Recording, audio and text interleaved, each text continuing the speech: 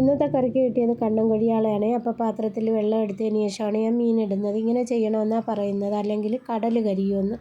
അപ്പോൾ എന്തായാലും ഞാൻ മീനിൻ്റെ 2 സൈഡിലെയും വരമ്പ് വെട്ടി മാറ്റിയതിന് ശേഷം ചിറകൊക്കെ അരിഞ്ഞ് കളഞ്ഞു. പിന്നെ പൂവും വലിച്ചൂരി കളയുമ്പോഴത്തേക്ക് അതിൻ്റെ അകത്തെ കുടലും അങ്ങ് പോവും. പിന്നെ മീനിങ്ങനെ മുറിച്ചെടുക്കുന്ന സമയത്ത് നമുക്ക് അകത്തിരിക്കുന്ന കറുപ്പ് കളയാൻ എളുപ്പമാണ്. അപ്പോൾ ഈ കറുപ്പ് നല്ലതുപോലെ ചുരണ്ടി കളഞ്ഞില്ലെങ്കിൽ കറി കഴിക്കും. ചിലർക്കാണെങ്കിൽ വയറുവേദനയും ഉണ്ടാവും. അപ്പോൾ എന്തായാലും ഞാൻ മീനെല്ലാം വെട്ടി കഴുകി വൃത്തിയാക്കി ഒഴുക്കുവെള്ളം ഒഴിച്ച് വെള്ളം ഒഴിച്ച് അവിടെ മാറ്റി വെച്ചതിന് ശേഷം എപ്പോഴത്തേം പോലെ കറി വയ്ക്കാനായിട്ട് നിന്നേ. അപ്പോൾ ആദ്യം എണ്ണയിൽ ഉലുവായിട്ട് പൊട്ടിയതിന് ശേഷം ഇഞ്ചിയും വെളുത്തുള്ളിയും ചെറുതായിട്ട് അരിഞ്ഞതും സവാളയും തക്കാളിയൊക്കെ ചേർത്ത് വഴറ്റി പൊടികളെല്ലാം അതിലിട്ടൊന്ന് മൂപ്പിച്ച് ഉപ്പും പുളിയൊക്കെ ചേർത്തിട്ടാണ് കറി വയ്ക്കുന്നത്. കൂടുതൽ ദിവസവും ഞാൻ ഈ ഒരു രീതിയിലാണ് കറി വയ്ക്കുന്നത്.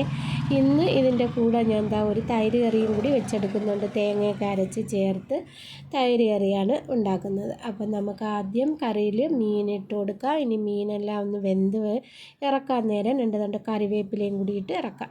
പിന്നെ അടുപ്പിൽ തന്നെ ഞാൻ മീൻ ഫ്രൈ ആക്കാനും വെച്ച് അടുത്ത അടുപ്പിൽ നമ്മളെ തൈര് കറിയും ചൂടാകുന്നുണ്ട്.